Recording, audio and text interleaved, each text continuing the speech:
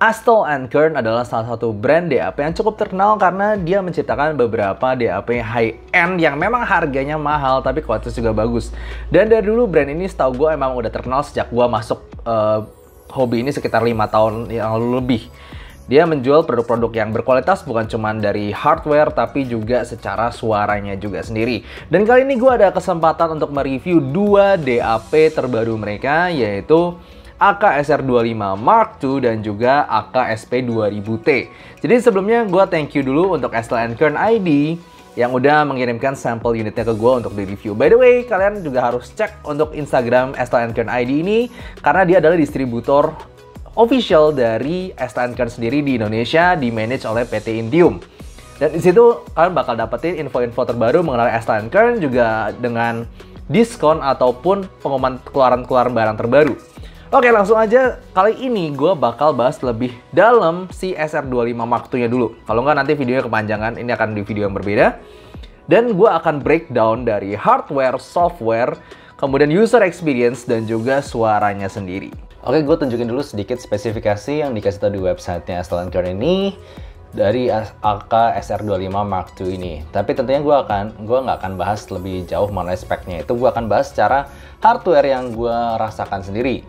Mulai aja dari bodinya sendiri, ini cukup unik. Dia punya layar yang agak miring, dan awal-awal pakai sih agak aneh ya, karena feelsnya di tangan tuh kok miring layarnya. Tapi lama-lama sih terbiasa juga, dan potongan-potongan aluminium bodinya ini terasa sangat halus dan rapih. Ini mau lihat gimana pun ini sangat-sangat bagus tuh ya, lihat mau atas, depan, belakang, dan belakangnya itu ada seperti pola karbon, ditulis AN Norma, lalu kemudian pola karbon di sini ada Astle & Kern. Dan semuanya ini punya estetika yang menarik. Bagaimana lihat coba dari atas, dia seperti bodinya tuh tidak simetris kanan kiri. Lihat dari bawah juga, ini bodinya tuh benar-benar kesannya nggak ada simetrisnya. Dan kalau misalnya kita ngomong secara tombol, kita lihat dulu dari atas tombol dan colokan ya. Itu ada beberapa port. Mulai dari port paling kiri dulu, kita lihat gini ya. Port paling kiri itu 3,5 single ended, kemudian port balance 4,4 mm, dan ini port balance 2,5 mm. Kemudian kita beralih ke bagian kiri, ini ada beberapa tombol. Tombol yang paling atas ini kelihatan nggak sih? Ada sedikit tonjolan lebih daripada yang lain. Ini adalah tombol on-off-nya, ataupun apa namanya, sleep dan on. Dan juga ini ada 3 tombol, ini sebenarnya tombol yang tengah. Ini kan jadi paling atas on-off. Tombol yang tengah ini buat pause play, dan yang atasnya sedikit ini untuk before atau previous song, ini next songnya. Dan selanjutnya di bagian kanan kita punya scroll wheel yang buat gue sangat-sangat berkualitas. Kedengeran gak nih? Wih, ini scroll wheel-nya tuh bener-bener buat gue berasa kualitasnya. Krek-krek-krek-kreknya tuh sangat-sangat presisi, dan kalau kita lihat volumenya itu juga sangat-sangat presisi. Jadi gue suka banget. Lalu di bagian bawah ada USB Type-C dan juga tempat untuk micro SD card. By the way, internalnya sendiri sudah mencakup 64 GB, jadi itu sendiri udah bagus, dan dia secara micro SD sudah support yang 1 TB. Oke, kemudian untuk bagian dari softwarenya sendiri, dia menggunakan heavily modded Android, jadi kalian tidak bisa seenaknya pakai Google Play di sini ataupun download aplikasi Android di sini. Dia itu udah dikunci ya, jadi gue harus tunjukin dulu. Ini pertama layar yang kalian lihat di awal, yaitu tentang lagunya sendiri. Ini ada album art dan juga tombol untuk playbacknya, ada favorite, ada loop, ada random, itu bisa di sini semua di layar utama. Ini ada juga pause play dan next song dan preview song. Dan kalau misalnya kita pencet album artnya, kalau misalnya ada lirik itu bakal keluar di bagian bawahnya sini. Tapi di lagu yang ini nggak ada liriknya. Dan juga kalian lihat ya, ada bola kecil yang bisa digerak-gerakin. Ini sebenarnya seperti tombol backnya Apple. Ini dipencet sekali untuk back nih. Nah, tuh lihat ya. Lalu kemudian kalian bisa swipe atas, kanan, kiri, atas, bawah. Jadi gue mau tunjukin dulu dari swipe dari atas, itu sebenarnya semacam option. Ini ada 2 tampilan gini, mulai dari Wi-Fi, Bluetooth, equalizer, USB mode, external USB, kemudian AK connect, line out, car mode, dan juga wheel lock sendiri, dan juga setting. Jadi kan dari atas ini untuk menu-menunya, dan di sini juga ada untuk kecerahan layarnya ya, brightness screen-nya. Lihat, gue sendiri daily biasanya cuma pakai setengah, itu udah terang banget, dan layarnya sendiri udah mantep banget ini. Kemudian kita misalnya swipe left, itu bakal ada pilihan dari umumnya ya. Song, album, artis, genre, playlist, folder, favorite, MQs, CD library, services, dan setting. Kalau misalnya kayaknya gue nggak perlu jelasin tentang song, album, artis, bla bla bla. Yang gue mau jelasin lebih dalam itu mengenai MQs ini sendiri. Soalnya kalau album apa itu seperti kalian buka di apa namanya Power Amp ataupun player lainnya, ini biasa aja, artis, genre gitu biasa aja. Cuman yang unik itu buat gue si MQs-nya ini. Untuk MQS sendiri ini adalah singkatan dari Mastering Quality Sound, yaitu adalah lagu-lagu yang secara bitrate dan juga sampling quality itu tinggi. Intinya high res ala akal lah disebutnya MQS sendiri. Standarnya adalah 24 bit 96 kHz sampai 24 bit 192 kHz. Di sini jadi gampang untuk cari album-album dan juga lagu-lagu kalian yang paling berkualitas. Ada song, album ataupun artis langsung di bagian MQS ini, dan juga kalau misalkan mau di SD itu juga langsung tinggal nyari di sini. Jadi gampang banget untuk tahu lagu-lagu kalian yang paling high quality. Selanjutnya ada bagian services di sini, di mana services ini adalah tempat-tempat untuk third party app yang kalian download menggunakan APK. Jadi kalau misalnya kalian udah install APK pure dulu untuk ini, baru kan bisa selanjutnya pakai beberapa APK third party seperti Tidal yang sudah diinstal di sini sendiri. Tapi ini tentunya hanya bisa digunakan ketika kalian udah connect dengan WiFi. Sekarang gue akan tunjukkan sedikit Tidal di sini, karena Tidalnya itu cukup berbeda dibanding yang kalian pernah. Kalau misalnya kalian udah pernah download di Android gitu, Tidalnya cukup berbeda karena dia seolah kena modifikasi dari SLNkan sendiri, sehingga lagu-lagu kalian sayangnya tidak bisa di-download. Jadi ini hanya bisa streaming aja. Kalau misalnya dipakai akun premium kan umumnya misalkan mau offline bisa di-download, cuman walaupun di-play di Tidal doang. Nah ini nggak bisa. Harus streaming only, mau Tidal, mau Spotify itu streaming only. Dan di sini cara keluarnya sebenarnya tinggal option, tinggal balik sini, lalu kemudian ada option keluar dari sini. Do you want to exit? Yes. Jadi begitu aja. Dan kemudian kita balik lagi, kita ke swipe kanan, itu adalah lagu yang ada di playlist yang lagi kita putar sekarang. Jadi simple banget.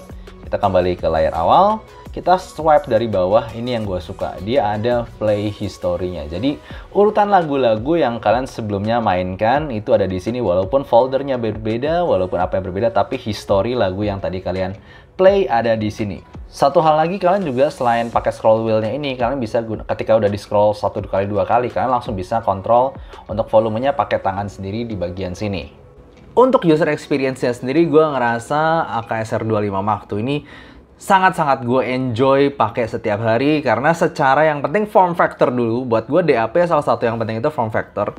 Dia gampang dipegang di tangan, apalagi tangan kanan ya, karena posisi scroll wheel-nya yang di jempol begini dia enak banget. Pertama kali gue ngerasa mungkin kalau lihat awal gitu, ini kan layarnya miring, itu agak aneh. Tapi setelah lama udah terbiasa gitu, itu bukan suatu hal yang signifikan. Bahkan positioning dan juga pegangnya itu enak banget. Cuman ini karena ada sedikit sudut-sudutnya tuh tajam, bukan sudut yang tumpul gitu ya di DAP ini. Jadi kalau nggak pakai case kadang agak nusuk ke tangan. Tapi selain itu buat gue form factornya sangat-sangat oke untuk ngendaliin lagu. Itu bener-bener kayak semuanya tuh dalam genggaman tangan. Pakai satu tangan, mau tangan kanan, mau tangan kiri, itu semuanya enak. Dan juga secara softwarenya, gue ngerasa ini software yang smooth banget. Gue nggak ngerasa ada nge-lag sama sekali, walaupun gue play lagu di SD, gue pakai SD card yang rada gede, dan juga sangat gampang untuk navigasi. Bahkan mau lagu sebelumnya, lihat history tinggal swipe ke atas, lalu kemudian swipe ke kanan buat lihat playlist lagu, swipe ke kiri juga untuk lihat daftar lagu segala macam. Buat gue ini sangat-sangat enak, sangat-sangat mudah dipakai pakai satu tangan. Jadi gue enjoy banget pakai DAP ini. Kalaupun misalnya ada yang secara user experience buat gue kurang enak, mungkin itu gara-gara mungkin cuma dia nggak pakai full Android kan. Jadi untuk install program itu harus pakai harus pakai APK, diinstal dulu, nggak bisa diupdate terus-menerus seperti Android seperti biasanya. Dan karena Androidnya ini si Tidal ataupun Spotify-nya ini sendiri kayak di program buat si SLN, kan berbeda dengan Android biasa, lu nggak bisa download playlist lu walaupun akun lu adalah premium. Tetap cuman bisa streaming doang. Jadi paling untuk penggunaan application-nya aja yang buat gue agak kurang menyenangkan, nggak seenak Android biasa pastinya. Tapi enaknya lagi juga dengan DAP ini, itu kalau lu misalnya mau cepet ya, kan lu pakai HP kan setiap hari, HP lu mungkin ada Tidal-nya, Spotify-nya, itu tinggal remote aja ke S10 ini, maksudnya kan dia ada Bluetooth two-way, dia lu bisa pakai ini sebagai pengguna suaranya doang, sementara kontrolnya pakai HP itu juga udah oke. Secara penggunaan kayak gitu ya gampang. Cuman memang secara suara tidak sebersih langsung dari AK-nya sendiri pastinya. Dan juga salah satu yang gue suka dari penggunaan AK SR25 Mark II ini adalah baterai life-nya itu lama banget. Gue rasanya ini dari 100% ini gue pakai terus-menerus. Gue pakai nyantai, gue pakai di kerjaan, itu gue mungkin sekitar 3 harian gue baru ngecharge, dan sementara per harinya gue mungkin bisa pakai sekitar 4-5 jam lebih. Jadi gue ngerasa gue sangat suka untuk daily pakai ini, pegang di tangan oke, kemudian navigasi lagunya oke, dan baterainya oke. Cuman kelemahannya mungkin cuman di ketika streaming doang, dia nggak bisa download gitu. Oke, untuk suaranya sendiri gue udah coba bandingin sama beberapa source gue kayak iBasso DX160, iFX DSD, ataupun AKSP 2000T, dan buat gue dia somehow masih suaranya neutral-ish warm.